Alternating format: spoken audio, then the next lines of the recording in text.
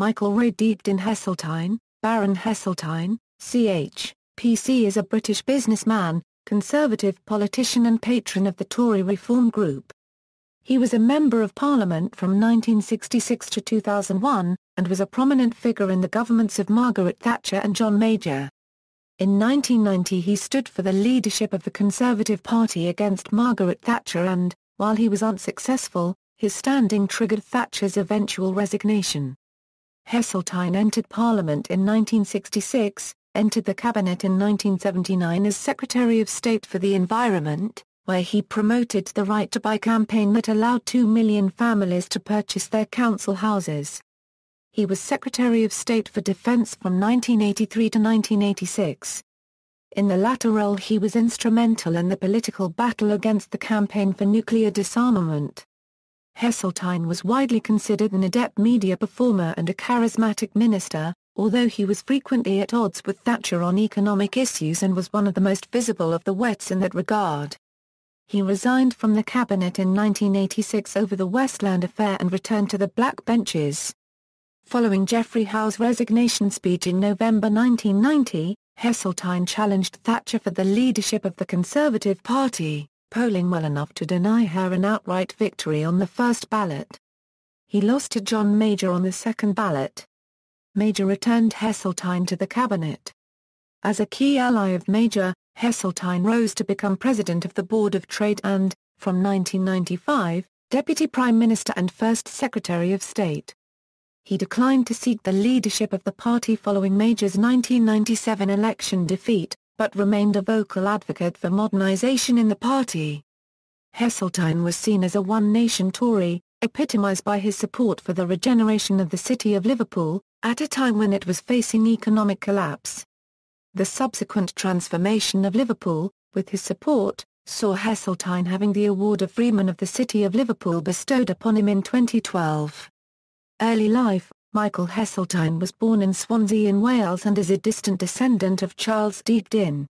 His mother, Eileen Ray, originated in West Wales. His father's ancestors were farm labourers in Pembrey. His maternal great-grandfather worked at the Swansea docks. His maternal grandfather, James Bridmore, founded West Glamorgan Collieries Limited, a short-lived company that briefly worked 2 small mines on the outskirts of Swansea. Heseltine was brought up in relative luxury at No. 1, Uplands Crescent. He enjoyed angling in Bryn Mawr Park and won a junior competition. He was educated at Shrewsbury School. He campaigned briefly as a volunteer in the October 1951 general election before going up to Pembroke College, Oxford, where, in frustration at his inability to be elected to the committee of the Oxford University Conservative Association, he founded the breakaway Blue Ribbon Club.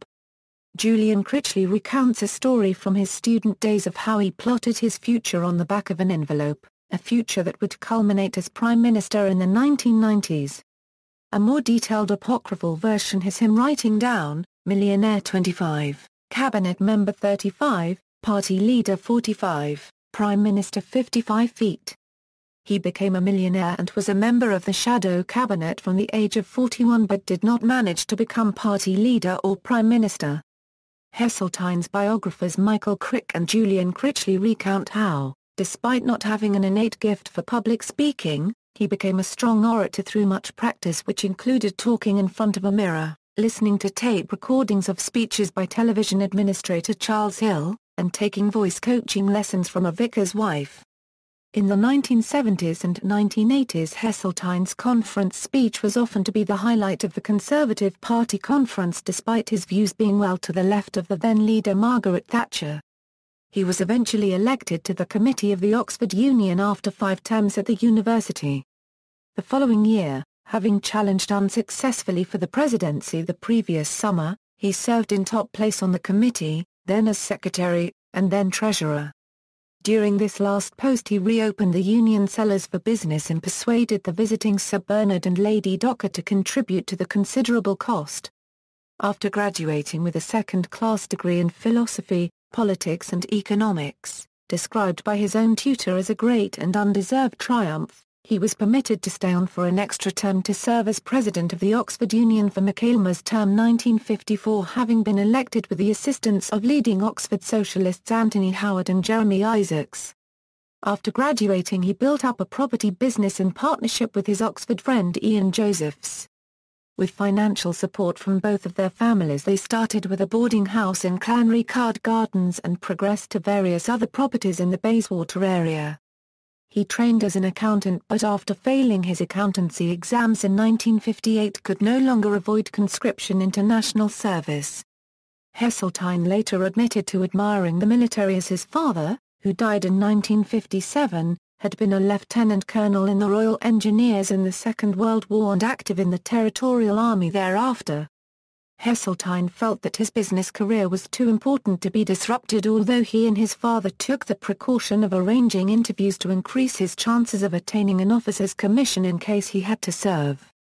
Heseltine had been lucky not to be called up for the Korean War in the early 1950s or the Suez Crisis in 1956, but in the final years of national service, already due for abolition by 1960, an effort was made to call up men who had so far managed to postpone service. Despite having almost reached a newly reduced maximum call-up age of 26, Heseltine was conscripted in January 1959, becoming a second lieutenant in the Welsh Guards. Heseltine left the Guards to contest the general election that year. According to Ian Josephs, this had been his plan from the start, and he was exempted on business grounds from the remaining 16 months of service. During the 1980s, his habit of wearing a Guards regimental tie, sometimes incorrectly tied with a red stripe across the knot, was the subject of much acerbic comment from military figures and from older MPs with extensive war records. Crick estimated that he must have worn the tie on more days than he actually served in the Guards. Heseltine built a housing estate at Tenterden, Kent, which failed to sell and was beset with repair problems until after his election to Parliament, founded the magazine publishing company Haymarket in collaboration with another Oxford friend Clive Labovitch, and early in the 1960s acquired the famous magazine Man About Town, whose title he shortened to About Town, then simply Town. In 1962 he also briefly published a well-received weekly newspaper, Topic, which folded but whose journalists later became the Sunday Times Insight team. Between 1960 and 1964 he also worked as a part-time interviewer for ITV. After rapid expansion, Heseltine's businesses were badly hit by the Selwyn-Lloyd credit squeeze of 1962 and, still not yet 30 years old, he would eventually owe £250,000. He claims to have been lent a badly needed £60,000 by a bank manager who retired the same day. Later, during the 1990s, Heseltine joked about how he had avoided bankruptcy by such stratagems as paying bills only when threatened with legal action or sending out insufficiently completed checks, although it has never been suggested that he did not pay off all his debts eventually. It was during this period of stress that he took up gardening as a serious hobby. In 1967, Heseltine secured Haymarket's financial future by selling a majority stake to the British Printing Corporation, retaining a large shareholding himself. Under the management of Lindsay Masters, the company grew, publishing a series of profitable motoring, management and advertising journals and making Heseltine a personal fortune of hundreds of millions of pounds. Member of Parliament, Heseltine contested the safe Labour seat of Gower in 1959 and in 1964 the marginal constituency of Coventry North, which he lost to the Labour incumbent Maurice Edelman by 3,530 votes. Heseltine was eventually successful in 1966, becoming the Member of Parliament for the safe Conservative seat of Tavistock in Devon. After the abolition of the Tavistock constituency he represented Henley from February 1974. Following the Conservative victory in the 1970 general election, Heseltine was promoted to the government by the Prime Minister Edward Heath, serving briefly as a junior minister at the Department of Transport before moving to the Department for the Environment, where he was partly responsible for shepherding the Local Government Act 1972 through Parliament. In 1972, he moved to the Department of Industry, which he subsequently shadowed, now as a member of the Shadow Cabinet, during the subsequent spell in opposition. As Minister for Aerospace in 1973, Heseltine was responsible for persuading other governments to invest in Concord and was accused of misleading the House of Commons when he stated that the government was still considering giving financial support to the tracked hovercraft when the cabinet had already decided to withdraw funding. Although his chief critic Ray Dibdin disliked Heseltine as a brash Arabist Neve's real target, in the view of Heseltine's PPS Cecil Parkinson, was Heath, whom Neve detested and later helped to topple from party leader in 1975. Heseltine was Shadow Industry Secretary throughout the Conservatives' 1974-79 time in opposition, gaining notoriety following a 1976 incident in the House of Commons during the debate on measures introduced by the Labour government to nationalise the shipbuilding and aerospace industries. Accounts of exactly what happened vary, but the most colourful image portrayed Heseltine seizing the mace and brandishing it towards Labour left-wingers who were celebrating their winning the vote by singing the red flag. The Speaker suspended the sitting. Heseltine subsequently acquired the nickname Tarzan and was thereafter depicted as such, complete with loincloth, in the If series drawn by satirical political cartoonist Steve Bell. During the 1980s this macho image was reinforced by the satirical TV puppet show Spitting Image, which portrayed him as a camouflage-wearing psychopath reminiscent of the 1960s white British mercenary of the Congo Mad Mike Colonel Mike Hoare. This was after an occasion when, as Defence Secretary in Margaret Thatcher's government, he had been persuaded to don a camouflaged anorak over his suit while inspecting troops in the rain on February 6, 1985, when he deployed 1,500 police and soldiers to fence off RAF Molesworth to prevent anti-nuclear protesters from entering the cruise missile base. Member of the Cabinet, Housing, Prime Minister Margaret Thatcher appointed Heseltine to the Cabinet as Secretary of State for the Environment in 1979 after her election victory that year. He was a key figure in the sale of council houses under the right to buy policy the Conservatives had promised in 1979. In the Housing Act 1980 and subsequent acts, had charge of the legislation. Some 6 million people were affected. About 1 in 3 actually purchased their unit. Heseltine noted that, no single piece of legislation has enabled the transfer of so much capital wealth from the state to the people. He said the right to buy had 2 main objectives, to give people what they wanted, and to reverse the trend of ever-increasing dominance of the state over the life of the individual. He said, there is in this country a deeply ingrained desire for home ownership. The government believe that this spirit should be fostered. It reflects the wishes of the people, ensures the widespread of wealth through society, encourages a personal desire to improve and modernize one's own home, enables parents to accrue wealth for their children and stimulates the attitudes of independence and self-reliance that are the bedrock of a free society.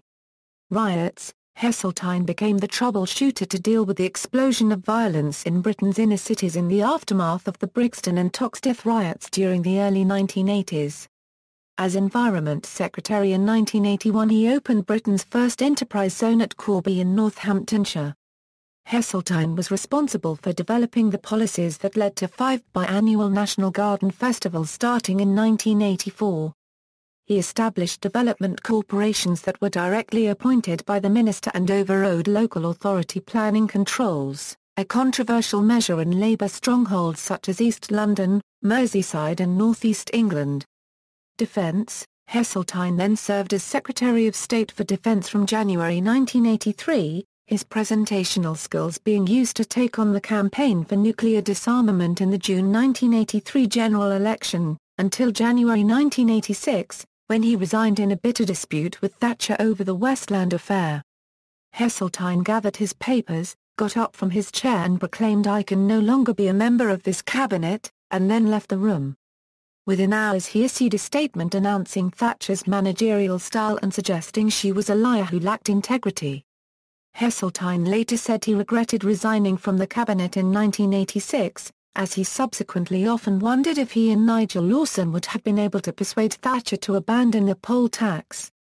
Backbenchers and leadership contest. He returned to the backbenches where he became increasingly critical of Margaret Thatcher's performance, declining to support the passage of the Community Charge through Parliament in 1988, although he actually voted against the government only when he supported an amendment proposed by his ally Michael Mates that would have adjusted the charge tax to take account of ability to pay.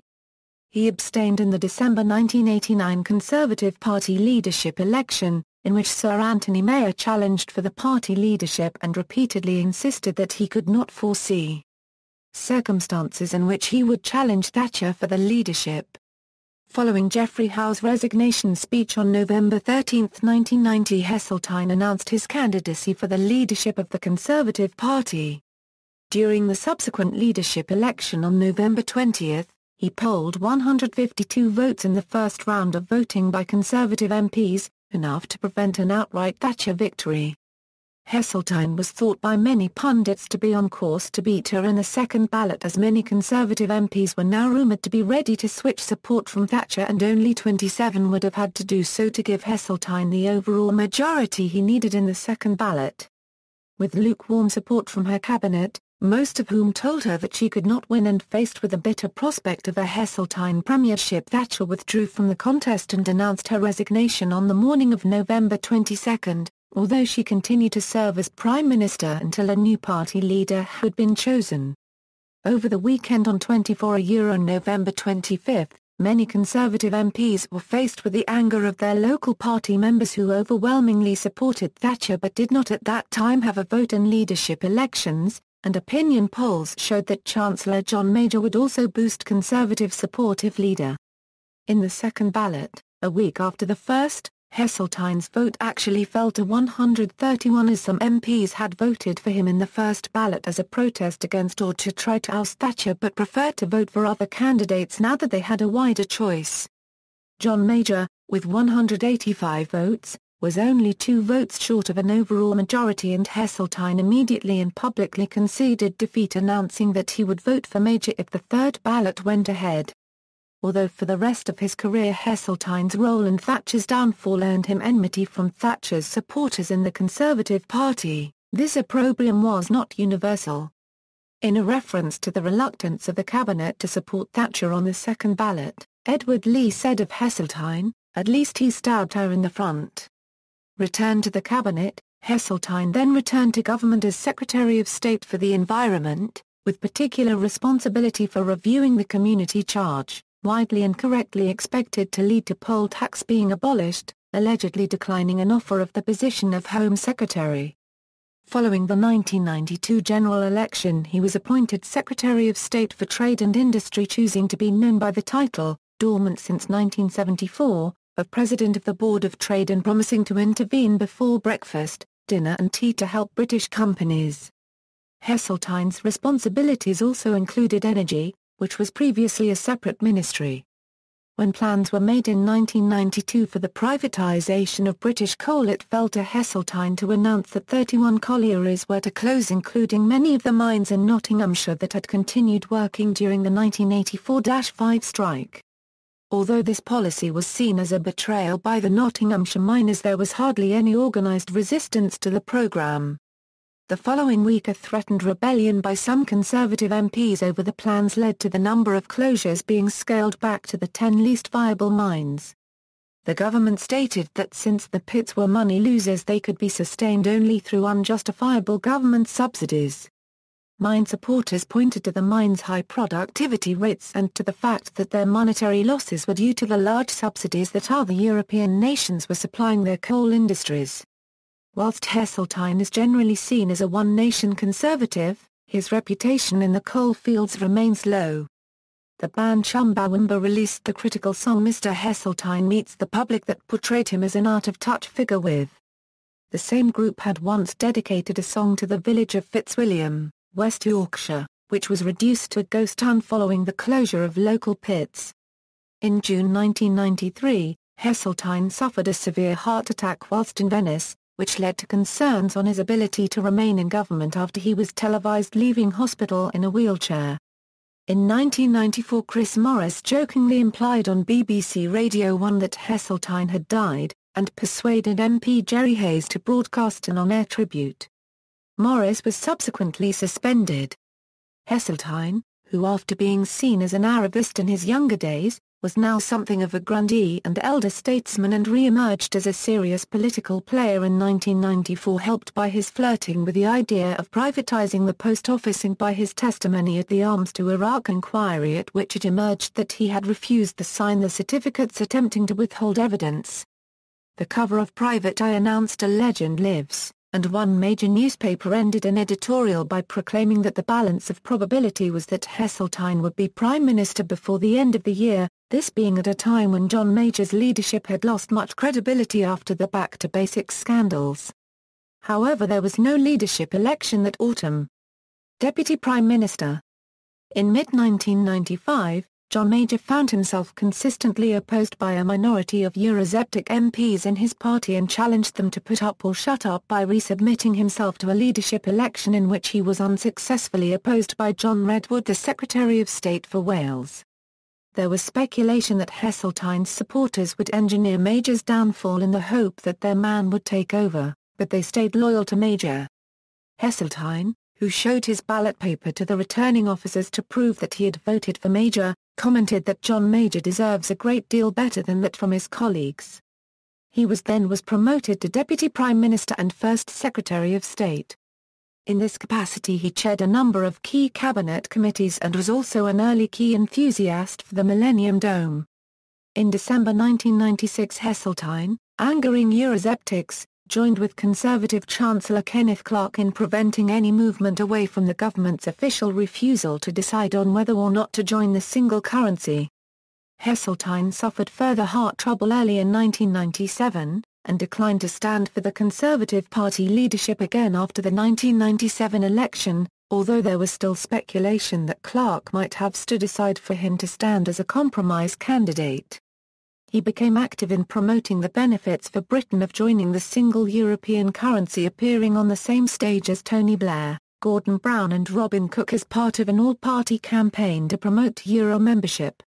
He was also made a Companion of Honour by John Major in the 1997 Resignation Honours List. Retirement. Heseltine resigned his Henley-on-Thames constituency at the 2001 election, being succeeded by Spectator editor Boris Johnson, but remained outspoken on British politics. He was created a life peer July 12, 2001, taking the title Baron Heseltine, of Thenford in the county of Northamptonshire. In December 2002, Heseltine controversially called for Ian Duncan Smith to be replaced as leader of the Conservatives by the Dream ticket of Clarke as leader and Michael Portillo as deputy. He suggested the party's MPs vote on the matter rather than party members as currently required by party rules. Without the replacement of Duncan Smith, the party has not a ghost of a chance of winning the next election, he said. Duncan Smith was removed the following year. In the 2005 party leadership election, he backed young moderniser David Cameron. Following Cameron's election to the leadership, he set up a wide-ranging policy review. Chairmen of the various policy groups included ex-Chancellor Kenneth Clarke and other former cabinet ministers John Redwood, John Gummer, Stephen Dorrell and Michael Forsyth, as well as ex-leader Ian Duncan Smith. Heseltine was appointed to head the city's task force, having been responsible for urban policy twice as Environment Secretary under Thatcher and Major. He was ranked 311th in the Sunday Times Rich List 2013 with an estimated wealth of £264 million. He is a keen gardener and arboriculturalist, and his arboretum was featured in a one-off documentary on BBC Two in December 2005. In 2008, Heseltine took part in the BBC Wales programme Coming Home about his Welsh family history. He said he that regards Wales as his home and identifies strongly with his Welsh identity. In March 2011, he was asked to head an audit of the UK's industrial performance for the Chancellor of the Exchequer George Osborne and HM Treasury, upon which, after 11 years as a member of the House of Lords, he made his maiden speech to the chamber. No stone unturned. Since the arrival of the coalition into power, he was commissioned to draw up Plan H, or no stone left unturned, to stimulate growth in local areas. Since then, 81 out of his 89 recommendations were adopted. At the March 2013 budget, the coalition pledged to pool billions of pounds of regional spending into a single fund in a bid to decentralise public spending and boost economic growth outside London. Other Heseltine comments. Heseltine has criticized the coalition's policy on Europe, but does support tightening immigration laws. He also supported George Osborne's budget measures as of 2013 and Ian Duncan Smith's welfare reforms. He has opposed the Leaves on inquiry, but showed concerns over moves on the legalization of same-sex marriage and proposals for gender and ethnic quotas in business. In June 2013, he voted against Lord Dear's Wrecking Amendment, thus ratifying the Same-Sex Marriage Act. Titles and styles: Michael Heseltine MP, the RT. Honourable Michael Heseltine MP, the RT. Honourable Michael Heseltine CHMP, the RT. Honourable Michael Heseltine CH, the RT. Honourable the Lord Heseltine CHPC, Publications, Michael Heseltine, Raising the Sights, A Tory Perspective, in the Primrose League Gazette, Volume 91, No. 2, Aug. September 1987 edition, London.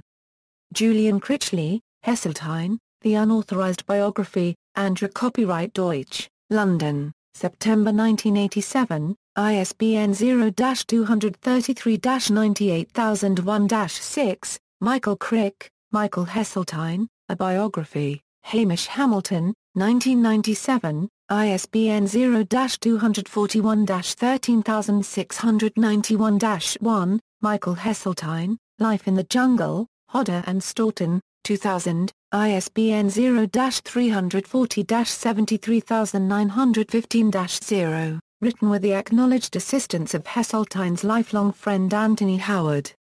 Notes. External links: Haymarket Group, BBC, Heseltine Political Cove, Guardian, Aristotle article on Michael Heseltine, Guardian interview with Michael Heseltine by Simon Hattonstone, interview about battling CND for the WGBH series, War and Peace in the Nuclear Age, Thatcher's First Cabinet, Michael Heseltine's interview about Europe, economics, and how he really got on with Thatcher. Hansard 1803 Euro 2005, Contributions in Parliament by Michael Heseltine.